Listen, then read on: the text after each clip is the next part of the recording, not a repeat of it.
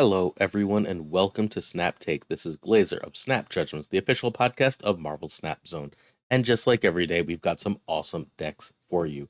I hit Infinite this weekend. I went out with some friends on Friday, so it took me an extra day. Hit Infinite Saturday night, so we're going to reveal that deck. We've also got this Galactus deck that everyone's been hitting Infinite with, and a look at the Zoo deck. We're also going to look at Skaar one weekend and your last chance of buying Caiera. Before we get started, though, I'd like to invite you to hit that sub, like, and comment button. It helps us grow. It's completely free to you. We're on our way to 8,000 subs. We are less than 200 away. Please do us the favor and help us cross that threshold. Just hit that sub button. Again, free to you, helps us out. And we bring you 3 brand new decks every single weekday, tons of giveaways, and we maintain the Marvel Snap giveaway sheet. This is a sheet that has every active giveaway, thanks to our friend Banshee, within Marvel Snap. You can save it, you can bookmark it, you can check the comments to every video, the description to every video to find this. You'll find some really great content and some great free stuff in there as well. We'll be giving away more season passes coming very, very soon.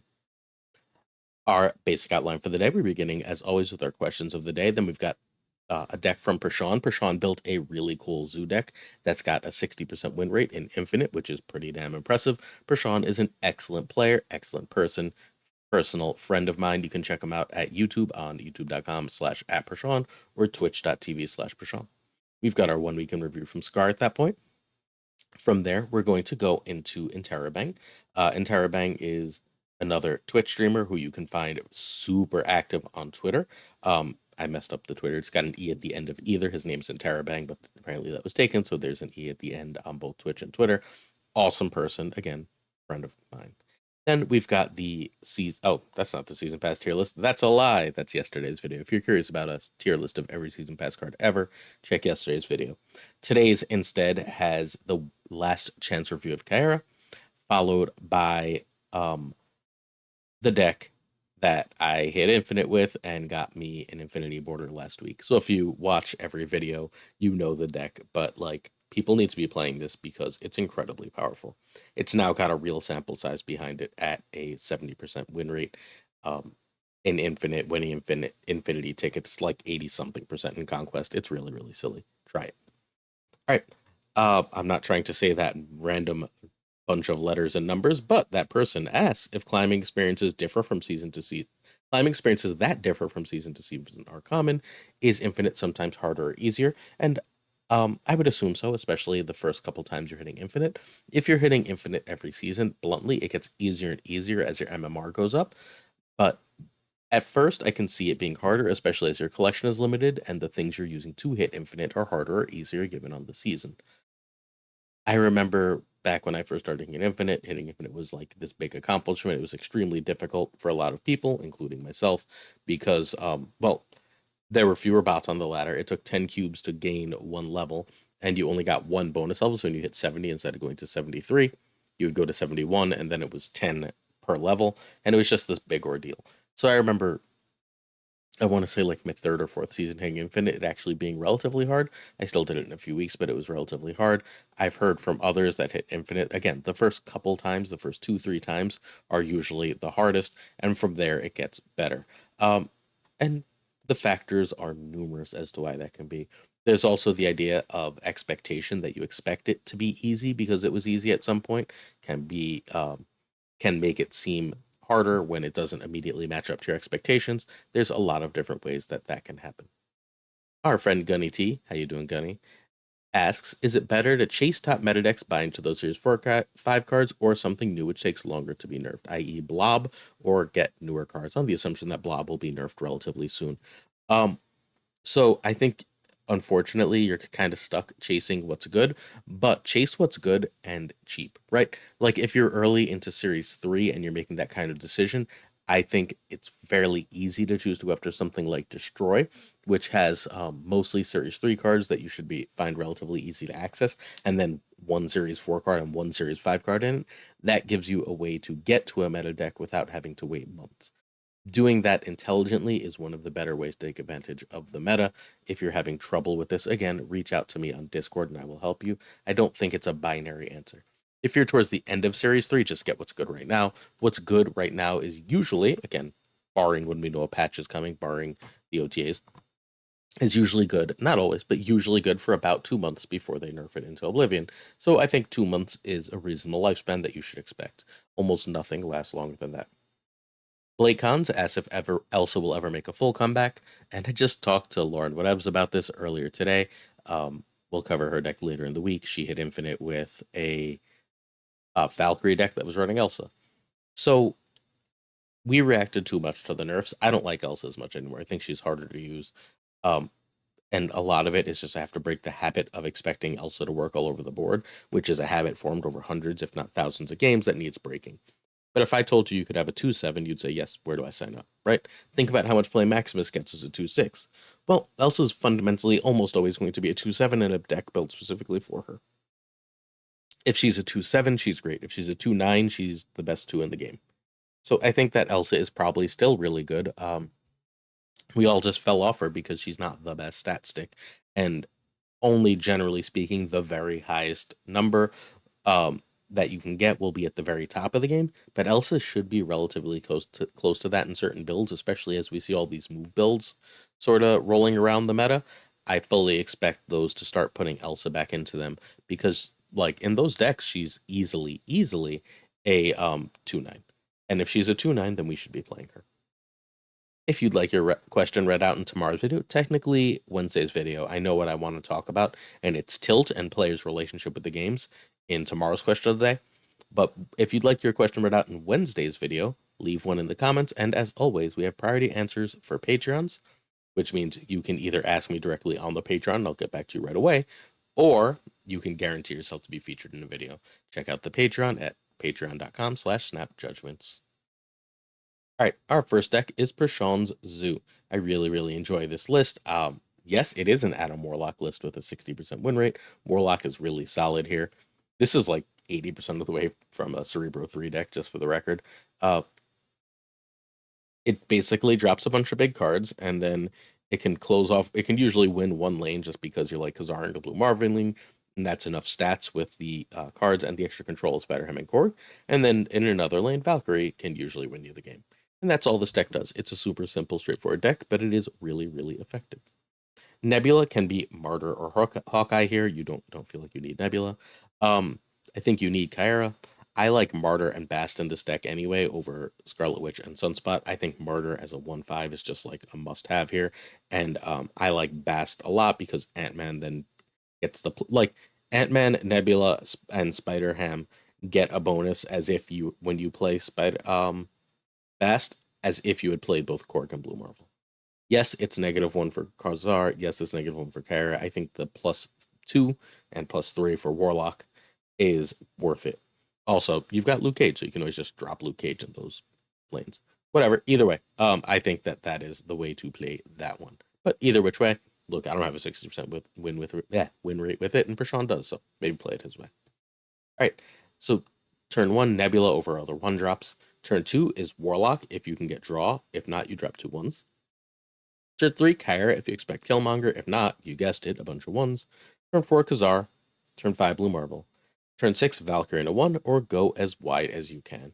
And obviously other cards get played or not, depending on what else is happening on the board. Alright, quick variant talk. We've got Sunspot, Ant-Man, Nebula, Spider-Ham, Korg, Adam Warlock, Luke Cage, Khazar, Blue Marvel. 9 hips.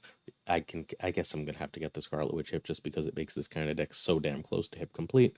But that's 9 hips. This is my favorite Scarlet Witch in the game right now. I really like that it's cartoony and it's heroic, unlike the character assassination and villain insane Scarlet Witch that's so much of the character right now. Caiera's here because Killmonger still exists. And then we have, of course, the Rian Valkyrie, which is my favorite. I think it's really great art. Okay. 1 weekend, Skaar. Skaar's a 6/11. Costs 2 less for each of your cards that has 10 or more power. It's very often a 4/11. So people are trying to build it in a lot of weird homes to make it 0. And those decks only really seem to work if they're like Lockjaw and cheating it out. Otherwise, they're really cool combo decks that can win you some games, but lose you more than they win you. I think what Skaar really wants to be is a 4/11 you play at the end of the game with cards. So I think the way we want to play Skaar is almost like a Black Knight stature combo, where like it's just a 4 that you can then play at the end of the game with like a 1-drop and a demon. because that's like a 25 power last turn. I think that's really good. And then if you should have some upside plays to get it to better than that. But I think the attempt to build Skaar into this massive thing outside of Thanos and regular Lockjaw builds is probably long term misguided. A 411 that's sometimes a 211 is absolutely game warping. Think about how good Darkhawk is. You're doing a similar amount of work to get Skaar good as you are to get Darkhawk good, except Skaar comes with a card that says you can't deal with this. This is just stats on the board in your face, Caiera. Cool. I think Skaar is very good. I think Skaar is, as of yesterday, an A tier season pass card. I'm willing to be wrong, but it's hard for me to imagine a 411 being worse than that. And again, by the last turn of the game, he should almost always be a 411. And if he is, your goal is to play him with another powerful piece or two and win the game. I think, again, once again, that's how to do that. The other thing you can do is you can play your powerful stuff on 4 and 5, and then on turn 6, go play him like a super giant Jeff, a 211 that goes with a 415 Ms. Marvel. Should be an amazingly powerful combo. And there's very little reason that that can't be worked to, and that can't be the goal, and that's not completely freaking busted. Because Doctor Doom is 15 power, that play would be 26 power. So you see the upside here. I think that, again, Skaar is great. This week was as bad as Skaar was ever going to be. We got all the bad takes out for Skaar. We got all the like everyone's playing Skaar, so Mobius out for Skaar, and it still had a positive win rate and a really good cube rate. So I think that this is a great card that you should get. That's my take. Next deck is our Interrobang Galactus. This is the version of the deck today. I think this version of the deck changes tomorrow when the patch comes out. So this is the version of the deck for today. This is running basically Galactus as a win condition, not as the deck, but if you can get a couple goblins in one spot, Galactus is very likely to win that location. Or at least if you can do it by turn 5, Galactus is very likely... Oh, I guess you can't get both. You would just have to have Hob by turn 5. Sorry, excuse me. So you go Electro, Hob or Green, and then Galactus, which is likely to get you priority, and if that gets you priority, then Alioth wins the game. And if you're losing priority, they have to get real big to get over that Hobgoblin there, right? Then Shang-Chi should punch whatever they're trying to do in the face. That's the basic strategy here. You can also go something like Ravonna into some Goblin goodness into Professor X, into Hobgoblin or Ms. Marvel to get priority, into Alioth to win the game. That works just fine as well. Nebula gets reasonably big here. If they're trying to fill up a Nebula lane, they odds are don't have enough power to stop all the other things that are happening. And Daredevil lets you know what the best play to make is. So this needs Galactus and Alioth. Ravonna 2 is a must. Nebula can be Nightcrawler, and he doesn't go in these decks anymore. I'm not 1,000% sure why. Wolverine on that Galactus lane when it goes off, if it's going off because of this Marvel buff, should, by giving you a 5/9 in that location instead of just 5, give you reasonable chance of getting priority for Alioth. Ms. Marvel can be Jeff, Nightcrawler, or, you guessed it, Wolverine. So tons of people are hitting Infinite with this. My timeline is filled with people going, oh my god, I'm Infinite with this. Oh my god, I'm Infinite with this. So turn 1, Nebula. Turn 2, Ravonna is better than Daredevil. Turn 3, Electro over Green Goblin over a 2, and Ravonna is your key 2 here again. Turn 4, if you can get a Professor X off and close off that lane, please do so. If not, Hobgoblin is great, and if not, Ms. Marvel mid works pretty damn well. Turn 5, Galactus or Orca, or do one of the turn 4 plays. Turn 6 is Alioth or Orca, and once in a while you'll want to play Galactus. Alright, let's take a look at the variants here. These are not the usual variants I run in this type of deck, but they're really great. I am getting this damn Galactus next week. I think it's gorgeous. It's why it's on the thumbnail. It's one of my favorite variants in the game. It's a Spotlight variant next week, and I am blowing some keys to get it. Because I've got a Spotlight here, I also threw Spotlight and Nebula and Ravonna in it, along with the Ms. Marvel you get for completing the Season Pass, and the Professor X from the Season Pass. That was my little theming here. Oh, and this Daredevil was an old Season Pass reward, too. So that's why... Oh, and Goblin is a Conquest Season Pass. So there we go. I got this Electro a couple days ago. This is the only Orc I have. And then we've got Rian... Sorry, is this Rian? No, Peach Shang to go with Peach Ms. Marvel for this deck. However, tomorrow you can still play this deck. The version that you can play actually has a 69% win rate. It is one card off. It is running Jeff instead of Ms. Marvel. Ms. Marvel apparently gets people into trouble and makes them overthink, but Jeff is fine here, Wolverine is fine here, so on. This is the same deck, except with variants I like a little bit better. You can tell outside of the Galactus, because again, that new Galactus is amazing, but this is got the hip Galactus in it, And because it's got Baby Professor X, it's got Baby Shang, and then we've got Galactus hip, Alioth hip, Hobgoblin hip, Nebula hip, Jeff hip, Ravonna hip for 6 hips. It's got classic Green Goblin, classic Electro. I'm a big fan of this deck. I think that again, in a day, this is the version of the deck you're really going to want to play, and you will like win a lot of games of Snap with it. So please try it out, especially if you miss Galactus. This is a really, really straightforward way to gain and lose cubes. Don't feel like you have to win every game, but you will get huge cube rates when you are able to win games of Snap with this deck. Right, last chance for review for Caiera. So Caiera's performance is through the roof right now. I'm not sure if it's the deck she's being played in or the card herself, because she has not felt amazingly impactful to me, except that Blob is extremely overpowered. If Blob gets nerfed, I think Caiera gets kind of wrecked right now. So if you have Blob, I think Caiera is a good buy. If you don't have Blob, I don't think Caiera is a good buy. It's fundamentally the simple way of looking at it right now. Unless you really, really, really want to play a bunch of Zoo decks or a bunch of like Human Torch nonsense decks, right? Short of those two situations, feel free to just happily run outside of those situations, you feel free to save your spotlight caches for Caiera. However, because Caiera protects 1s and 6s, I think that global effect is going to keep her useful in the meta for a long time. She's going to fall in and out of the meta when big things get better and worse, but I think she's going to be an extremely powerful card to have whenever the big cards are in vogue, such as Blob right now. Blob being one of the best cards in Marvel Snap right now makes Caiera one of the best cards in Marvel Snap, and those two in tandem are want to make one of the best decks in Marvel Snap, or several of the best decks in Marvel Snap, to be completely honest, because there's those two Safety Blade decks we featured last week. Check Friday and Thursday's video if you're curious about those two Safety Blade decks, one with Tribunal, one with Shuri Red Skull. That Caiera is absolutely like breathtakingly stellar, and Caiera is also really, really great if you like High Evolutionary. That's the other place to use her, because High Evolutionary cares about the 1 drops for tempo and then the 6 drops to win the game, so Caiera is great there. So if that is your jam, then you're going to love Caiera. I don't really play those decks, so Caiera is not going to be the most useful card for me. She's still a very good card in Marvel Snap. Know what kind of decks you like. They don't want you to be able to make every deck without paying, but if you enjoy big stuff decks, then Caiera is going to be a great card for you. All right, I hit Infinite with my Easy Bounce deck. You know you love to see it. I got Roy to Infinite with this last season. I hit Infinite with this season. Roy's first ever Infinite, by the way. I got an Infinity Border with this. This win rate is in the 70% range. It's an unfreaking believable deck. I don't know why people aren't playing it, except that I guess not enough people have tried it. But like, this deck is completely nuts. Shadow King is total filler right here. I use Shadow King 1 out of like 15 games. He does steal cubes when I get him. And if your meta still has Destroy in it, I haven't seen Destroy at all. Shadow King is how you beat the Destroy matchup. And like, without him, you don't. So that's what he was here for. He was here for like last season. There's a lot of Destroy hanging around. Destroy seems to be gone. So like, I don't know. Shadow King can be whatever.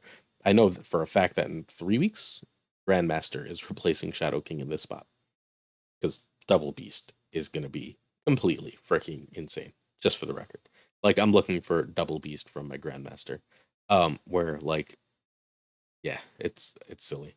I can also double Falcon, and I'm not going to be too sad either, with a bunch of like 0 cost cards. Feels like that's going to make for a ginormous Bishop. All right, so what you want to do here is, well, actually, let's get to that. What you want to do here is play cards, bounce them, then play a bajillion cards with Hitmonkey and win the game. This gets easily into the high 20s, if not 30s, in multiple lanes, 40s if you decide to Iron Man. So Nico can be, what? Ignore that. Nico can be Havoc is totally wrong. Spider-Ham can be Iceman. Nico can be Hawkeye is what I was trying to type there. Sorry, H words and my brain didn't work for a minute. But Nico can totally be Hawkeye without losing very much. Spider-Ham can be Iceman, and you need Hitmonkey. Don't play the Hitmonkey deck without the monkey.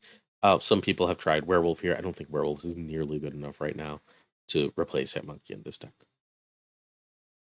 Sorry, let's actually explain why for a second. So the power of Werewolf is semi-unpredictable, but opponents know it's on the board and they can try and figure out what you're going to do.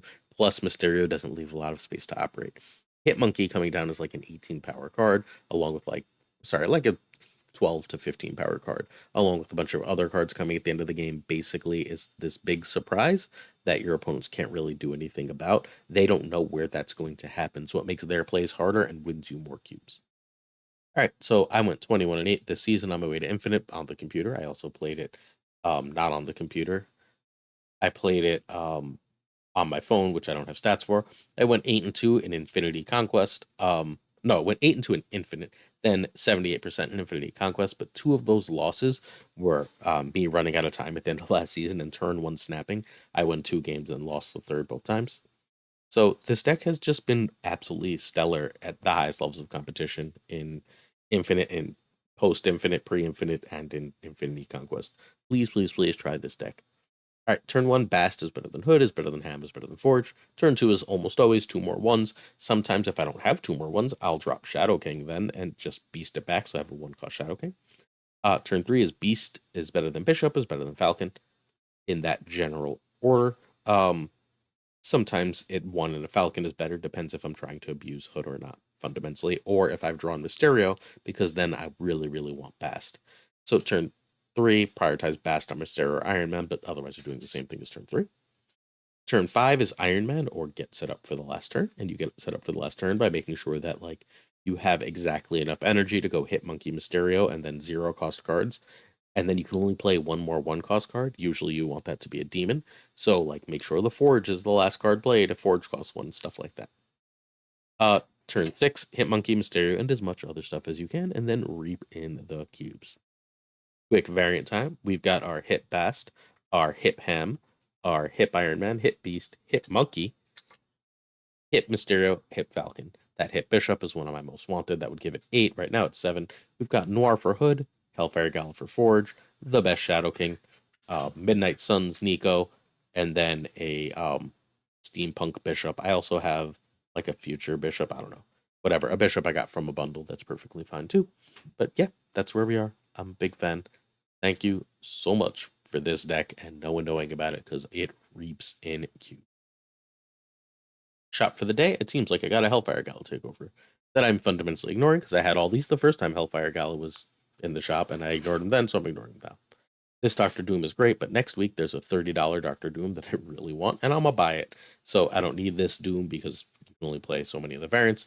I again think the She-Hulk is relatively cool, but there's also a She-Hulk variant that I like a lot. Sorry, I have the Peach Momoko She-Hulk variant that I spent a lot of money for, so I'm good with She-Hulk. I have the Midnight Suns Jean, which again means I don't need another Jean anytime.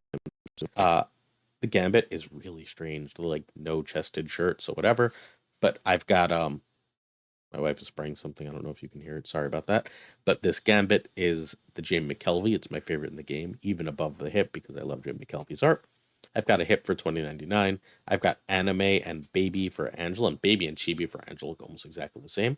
I've got a couple good Captain Marvels. We'll talk about them down the line. And I've got 3 Black Panthers. This Black Panther was the one I came closest to buying. I really like this Black Panther. But I have the Phoenix one, which means I spent money on it. I have a hip, which I also spent money on, and then I have the one that came with the season pass, which is like the Generations one or whatever it's called. And like, so I just don't need another. So here we are. I guess I'm good on the Hellfire Gala takeover. Give me a hip takeover or a Mboko takeover. All right. Thank you so much to our Patreons. We've got Models and Pretty Chill, Fathor Newman, who you should absolutely, excuse me, you should absolutely and 100% check out over on his own YouTube, Fathor Newman, Inc., No Flex, Mandatory Burnout, Matt Conduit, Good Dog Gamer, Heretics Lee, Mikey Hijinks, DG Winfield, Rob Silverman, Matt H., Robert Rivern, our favorite Hell Enjoyer. Not the Hell Enjoyer, just our personal favorite enjoyer of Hella. Abigail Gieslin, Direwolf, Ocularis, Spike Jones, a guy, Louis Antonez, JD McDonaldinho, who you can check out on Twitch, and our friend Min, who helps us out with a ton of stuff as well, who you can find on Twitch as Rito, Rito _ disguise. That's Rito in disguise on Twitch. So check out our friends. Thank you. All right, I think these decks are great. Play the bounce deck. If you want infinite, the bounce and Galactus are like 2 of the easiest ways to do so. That anytime there's a cool Zoo deck, you should be playing Zoo because everyone misses Series 1 and 2, right? When the game was simple. Hit that sub button, hit that like, hit that comment. We'll be back tomorrow with a ton of Hercules decks. It took a lot of work to find a bunch of Hercules decks. I think some of these might actually even work. Catch you, check out the Patreon if you're interested at patreon.com/snapjudgments. We'll see you tomorrow. Thanks so much for watching. Peace.